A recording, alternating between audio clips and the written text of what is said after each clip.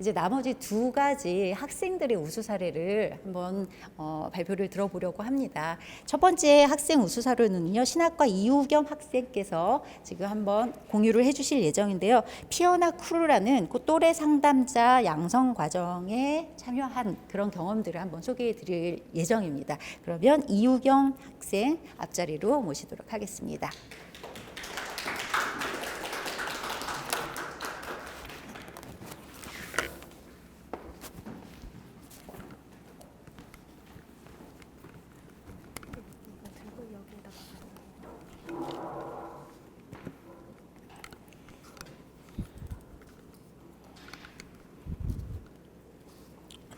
네, 안녕하세요. 피어나크루 이제 또래 상담 양성과정 활동 내용 발표를 맡은 신학과 이제 18학번 이우겸입니다.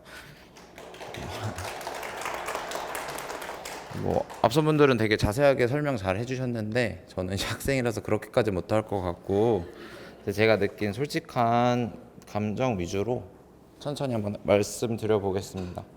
먼저 저희 피어나크루는 이런 목적을 갖고 이제 사업을 시작을 했는데 읽어보시면 될 것 같고 저도 자세히 소개해드리고 싶은데 지금 제가 시간을 갖고 있는 게 얼마 없어서 이거는 시각적인 자료로 하고 넘어가도록 하겠습니다.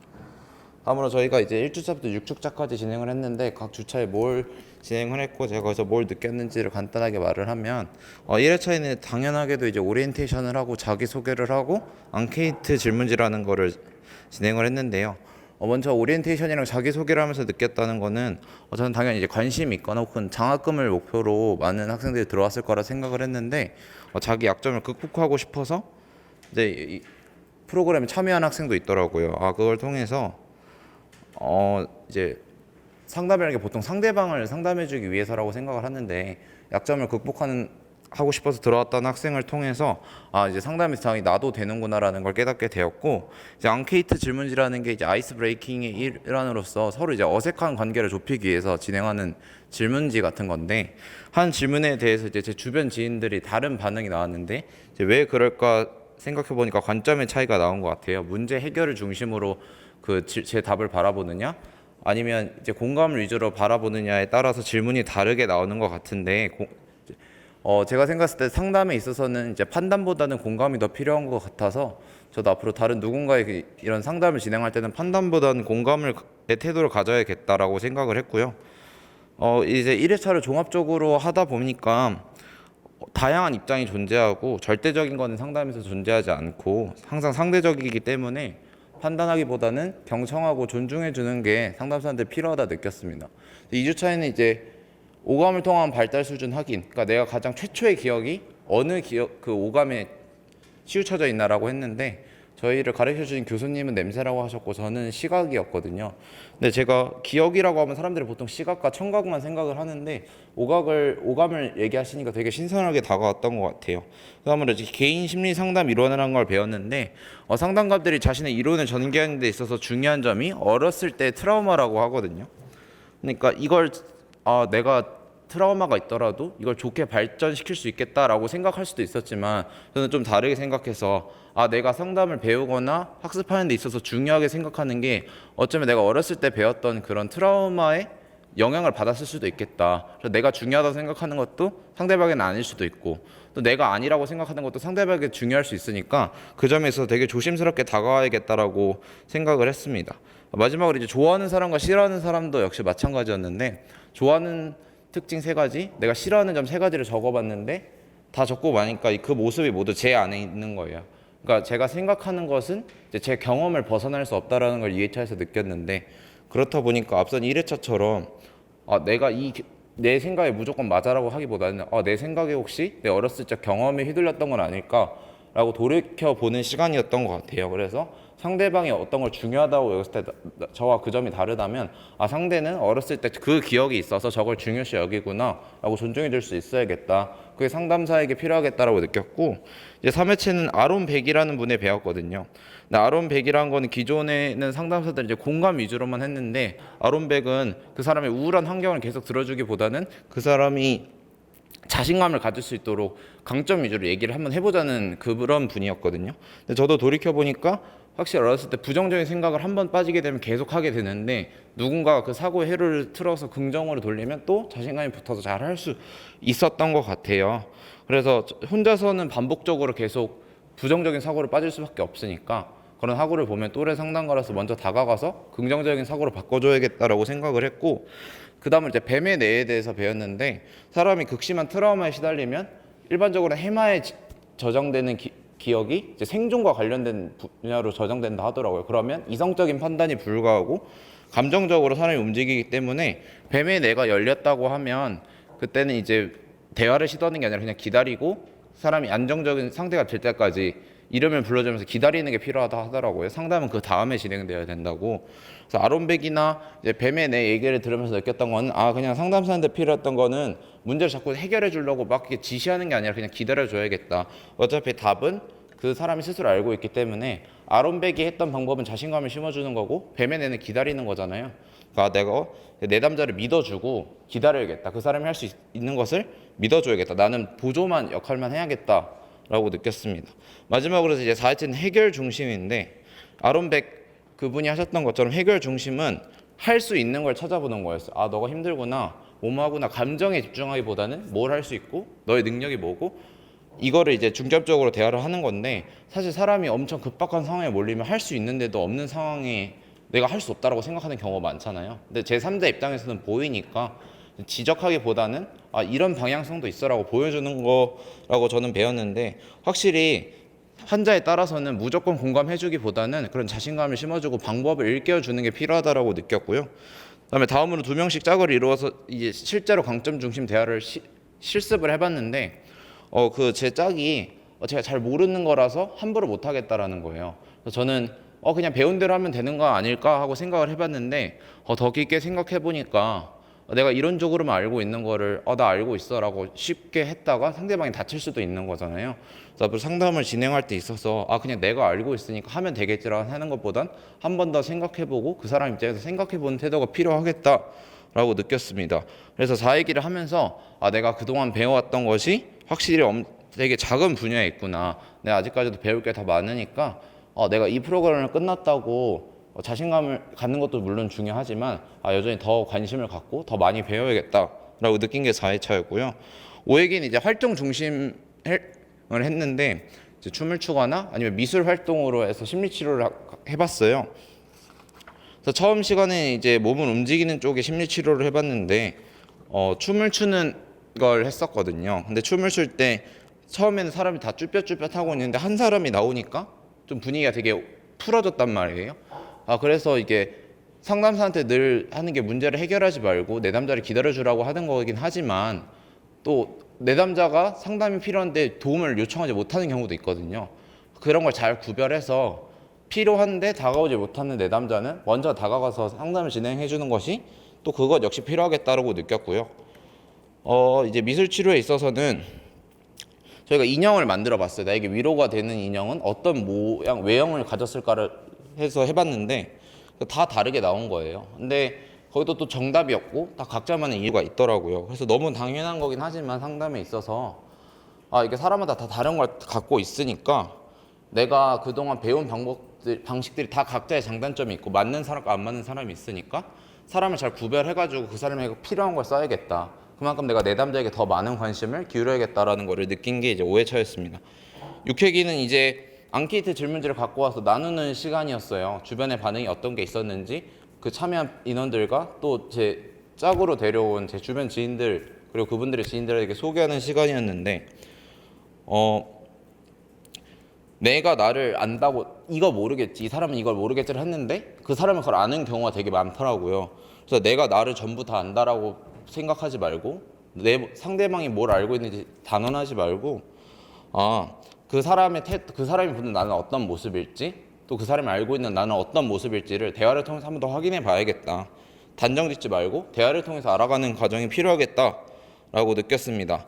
그 다음에 이제 식사를 했는데 친구가 되게 불편해해서 먼저 자리를 떴는데 제가 그걸 이해해주지 못하고 화를 냈는데, 돌이켜 보니까 제가 열심히 배웠는데 막상 실현할 상황이 오니까 좀 늦게 깨닫게 되더라고요.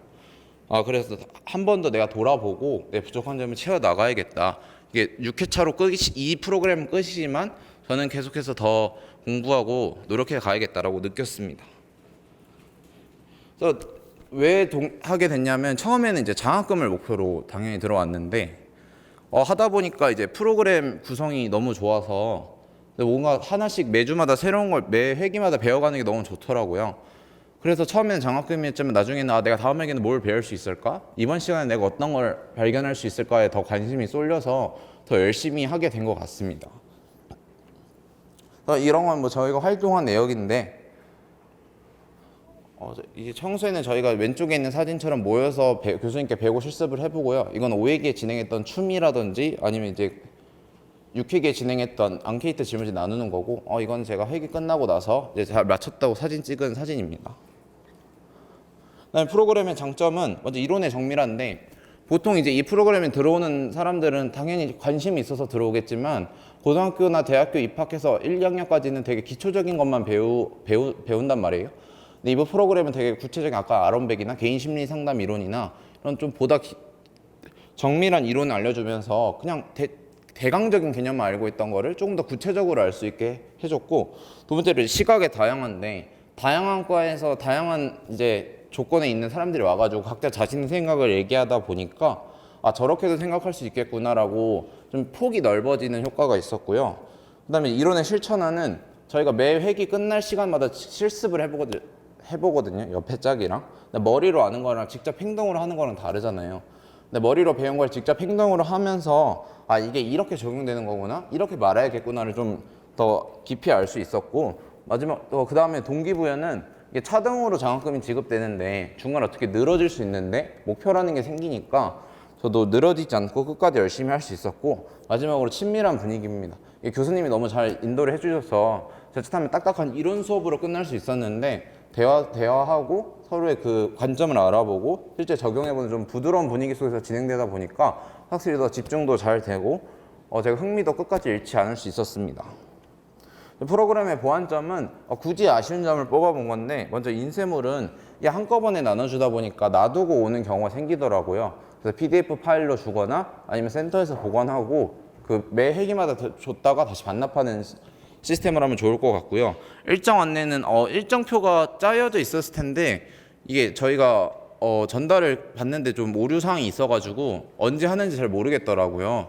그래서 일정 짜거나 이런 거 할 때 좀 불편했을 때가 있어서 아예 고정으로 날짜를 정하는 것이 좀 좋을 것 같다 생각을 했습니다. 마지막 일정 증대인데 사람이 이제 아무리 좋은 거라도 안 보게 되면 자꾸 까먹잖아요. 근데 이게 11월에 한 달 동안 공백이 생겼는데 그러다 보니까 그 전에 배운 내용이 좀 가물가물하더라고요. 그래서 일정을 좀 증대해서 꾸준히 만나고 꾸준히 배워가면 배운 내용을 까먹지 않고 잘 가져갈 수 있을 거라 생각했습니다. 참여 소감은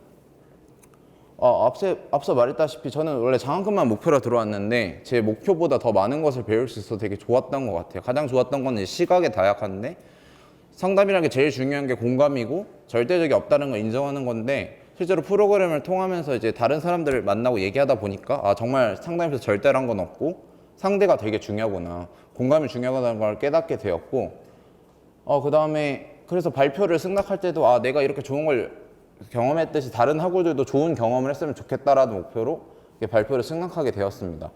그래서 성과는 아까 말했다시피 이론적 배경을 습득하게 됐고, 제가 아는 것보다 교수님들한테 좀 정밀하게 또 구체적으로 배워서 대강적인 개념이 구체적인 개념으로 바뀌게 되었고, 다양한 시각 확보, 내가 이렇게 생각했지만 저 사람은 저렇게 생각할 수도 있겠네, 저렇게 생각할 수도 있겠네, 같은 이론을 두고 전혀 다른 걸 받아들이니까 제 사고의 폭이 좀 넓어졌던 것 같고, 마지막으로 실제로 실습도 계속 해보고 얘기도 하고 또 편안한 분위기에서 자꾸 시도를 해보니까 이론에서 그치지 않고 내가 실전을 해서 할 수 있겠다, 내가 이런 친구를 만났을 때 할 수 있겠다고 자신감도 생기게 되었습니다.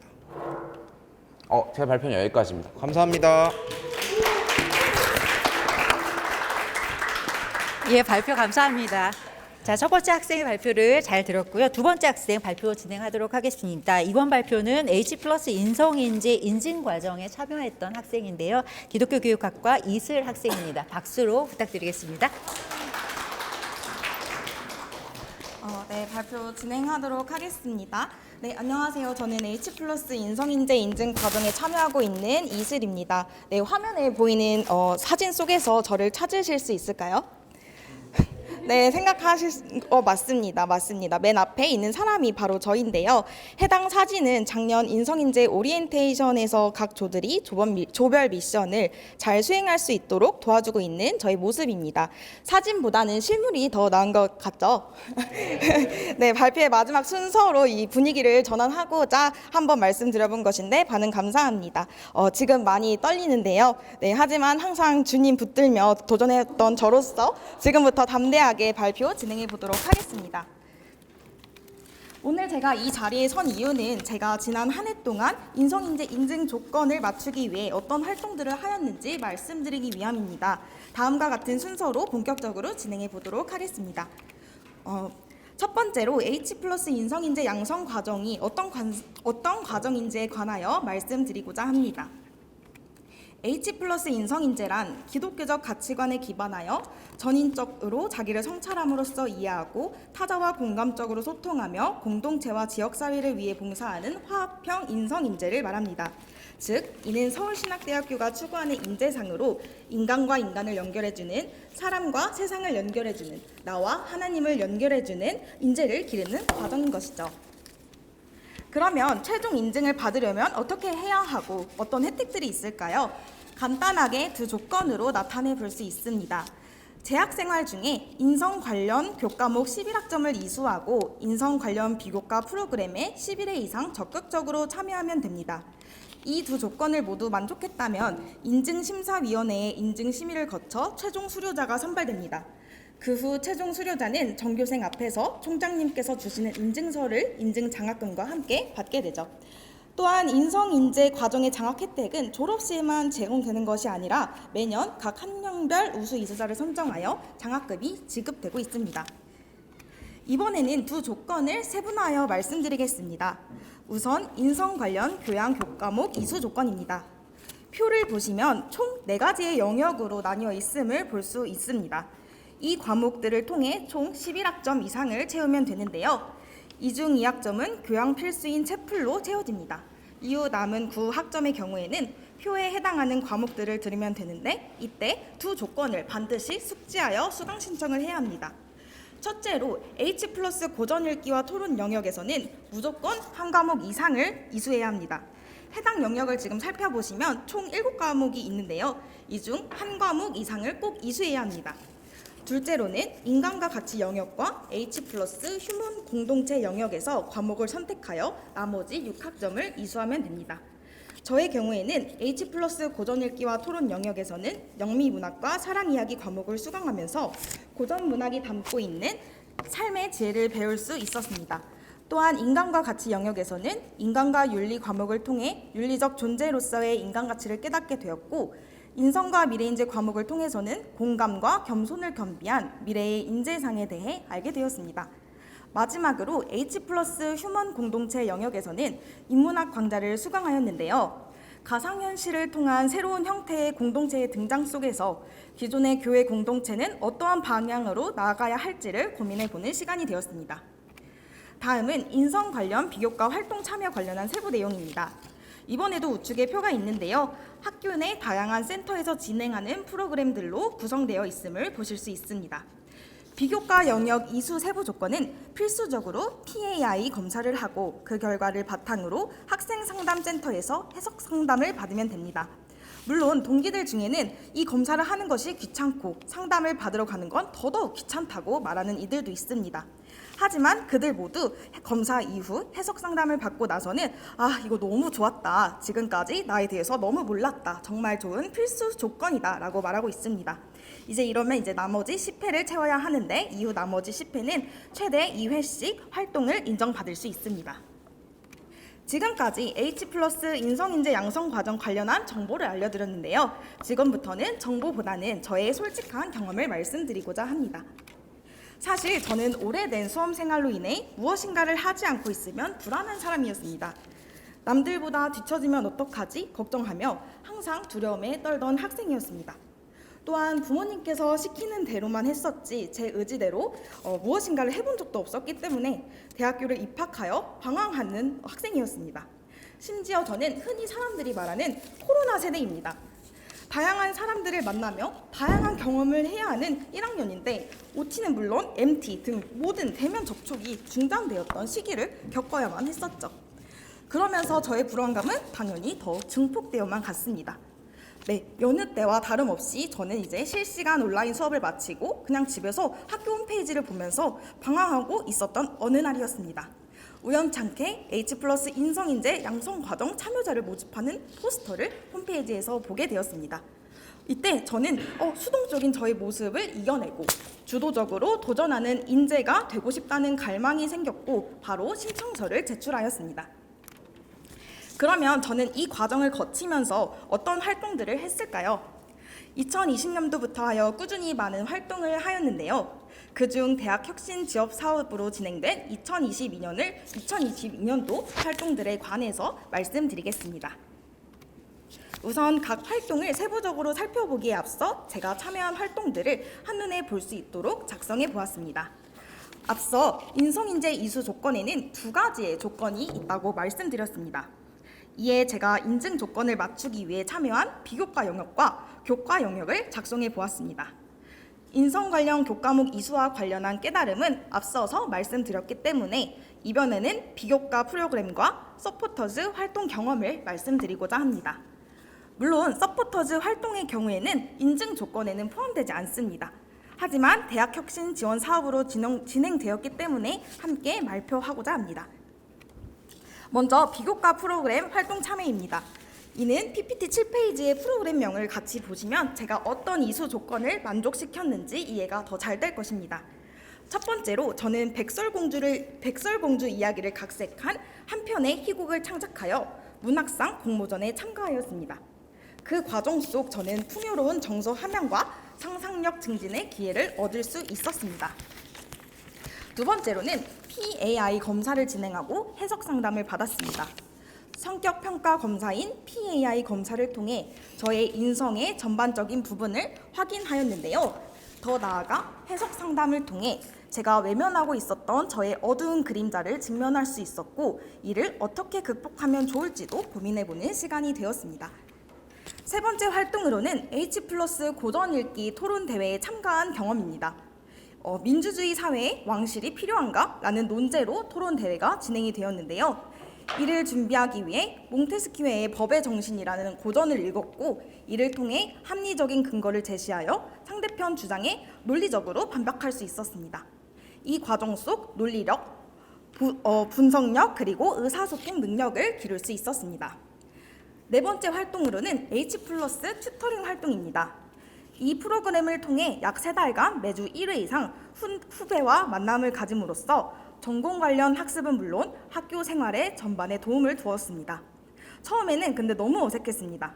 하지만 제가 성실하게 학교 생활을 하면서 얻었던 비법들을 알려주면 물론 신앙이라는 공통점 속에서 진로 고민을 나누고 서로를 위해 기도해주며 친밀한 관계를 형성해 나갔습니다. 또한 작년에도 물론 재학생 성폭력 예방 교육과 H+ 인문학 강좌도 이수하였지만 이는 이미 2020년도와 2021년도에 이수했기에 이미 동일 프로그램 2회 인정된 항목들이어서 따로 기입하지 않았습니다. 이렇게 저는 작년에 총 4회의 활동 참여가 인정되었습니다. 다음으로는 인성인재 서포터즈 활동의 경험을 짧게 소개해드리고자 합니다.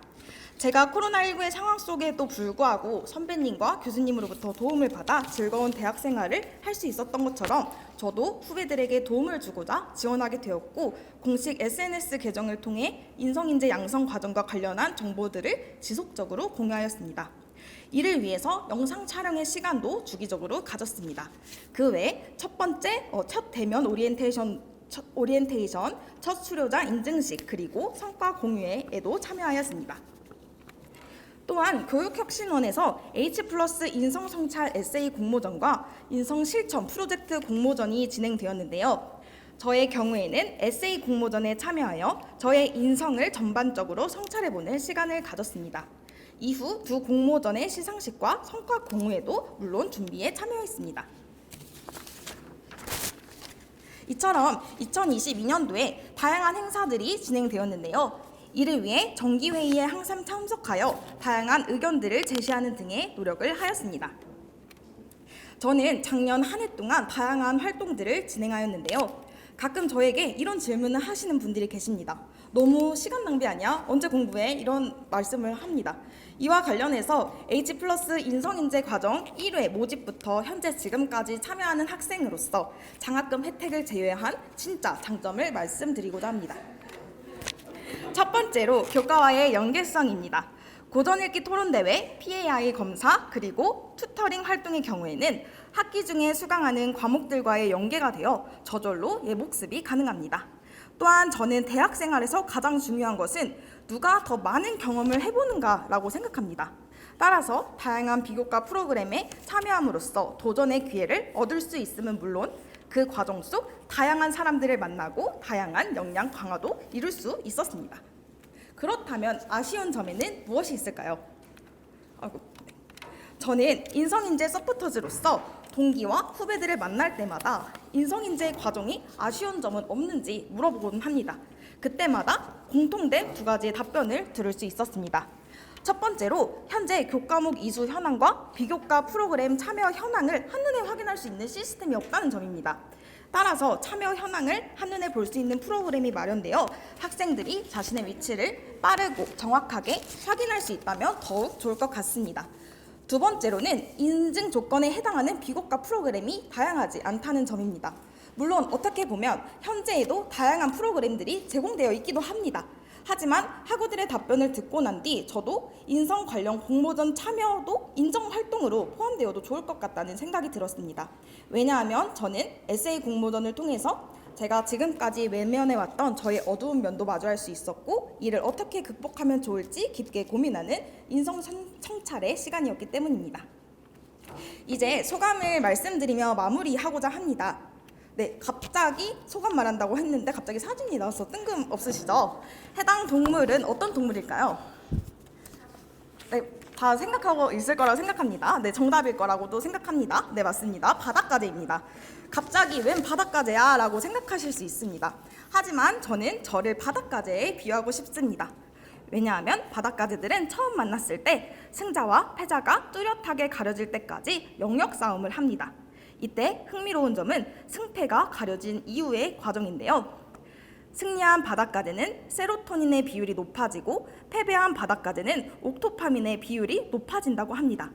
쉽게 설명하면 세로토닌은 자신감과 관련한 물질로 몸을 더 유연하게 만들어 더 크고 우람한 바닷가재가 되게 하고 옥토파민은 우울감과 관련한 물질로서 몸을 더 웅크러지게 만든다고 합니다. 사람도 마찬가지입니다. 성공을 경험할수록 더 큰 성공에 도전할 용기를 갖게 되는 것이죠. 즉 제가 바닷가재의 이야기를 통해서 말씀드리고 싶은 바는 처음엔 저도 패배한 바닷가재처럼 실패할 것이 두려워 더욱 뒤로 숨을 뻔했다는 점입니다. 제가 이때 나는 안 될 사람인가 봐, 나는 실패자야 하며 저에게 부정적인 말로 자책을 했다면 아마 저는 지금 이 자리에 서지 못했을 것입니다. 하지만 양성 과정에 참여하면서 제 자신이 얼마나 소중하고 발전 가능성이 풍부한 사람인지를 배울 수 있었고 저를 통해서 하나님께서 일하심을 깨달을 수 있었습니다. 물론 이때 또 몇몇 사람들은 말씀합니다. 왜 이렇게 열심히 하냐, 너의 진로와 상관없는 활동이지 않냐라고 말하죠. 네, 물론 어떻게 보면 그 맞는 말씀이기도 합니다. 하지만 저는 그렇게 생각하지 않습니다. 왜냐하면 이 경험들은 저에게 성취감이라는 것을 주었기 때문입니다. 앞서 바닷가재는 싸워서 이길수록 덩치가 더 커지고 강해진다고 말씀드렸습니다. 저는 제 자신도 마찬가지라고 생각합니다. 도전하고 성공하여 그 성취감이 쌓일수록 용기와 자신감이 생겨 더 큰 목표에 도전하고 더욱 큰 성공을 이룰 수 있는 것이죠. 즉 저는 H+ 인성인재 양성과정 프로그램을 통해 쌓은 성취감들은 제가 이후에 더 큰 목표에 도전할 용기가 되어줄 것이라고 생각합니다. 내게 능력 주시는 자 안에서 내가 모든 것을 할 수 있느니라. 아멘. 제가 매일같이 선포하는 말씀 구절입니다. 빌립보서에 적힌 이 말씀은 용기를 보여줍니다. 그는 수많은 핍박과 고난 속에도 주님 한 분만을 의지하며 믿음의 도전을 이어간 사람입니다. 그 결과 이방 지역의 많은 교회가 세워지는 열매를 맺었습니다. 바울의 이방 선교를 향한 도전은 그 횟수가 많아질수록 점점 더 먼 지역의 이방 선교를 도전할 용기가 되었습니다. 바울이 죽은 후에도 그의 모습을 따라 이방 선교를 향한 그리스도인들의 도전은 끊이지 않았고 그 결과 우리나라에도 복음이 들어올 수 있게 되었죠. 이처럼 작은 도전들은 계속해서 쌓이며 더 큰 도전이 되고 더 많은 열매를 맺게 합니다. 물론 H+ 인성인재 양성 과정에 참여하면서 경험한 활동들이 작은 도전일지도 모릅니다. 하지만 저는 이 도전들로 더 큰 도전들을 할 것이며 더 많은 열매를 맺고자 노력할 것입니다. 바울의 이방 선교를 통해 세워진 교회가 또 다른 이방 민족을 선교하고 그것이 계속 이어져 지금 이 땅에도 교회가 세워진 것처럼 저의 H+ 인성인재 활동의 도전들은 이후에 더 많은 후배들이 이 인성인재 과정에 도전하게 함으로써 더더욱 많은 열매가 맺을 것이라고 생각합니다. 더 나은 인재가 되기 위한 저와 서울신학대학교의 도전이 끊이지 않기를 바랍니다. 이상으로 발표를 마치겠습니다. 감사해요. 와, 너무 멋지죠. 우리 학생들이 이 정도입니다. 아마도 지금 발표하신 두 분의 학생이 우리 이번 대학 혁신 지원 사업의 우수 성과 자체이지 않을까라는 생각이 들고요. 2000년도, 3000년도에는 더더욱 많은 학생들의 우수 성과를 낳을 수 있는 그런 시간이 되기를 바랍니다. 자, 이제 이렇게 해서 마무리하면 좋을 것 같습니다. 긴 시간 동안 참여해 주셨는데요. 이 자리 끝까지 자리 지켜주셔서 감사를 드리고 이상으로서 2022 서울신학대학교 대학혁신지원사업 성과 포럼을 마치도록 하겠습니다. 안녕히 돌아가십시오. 감사합니다.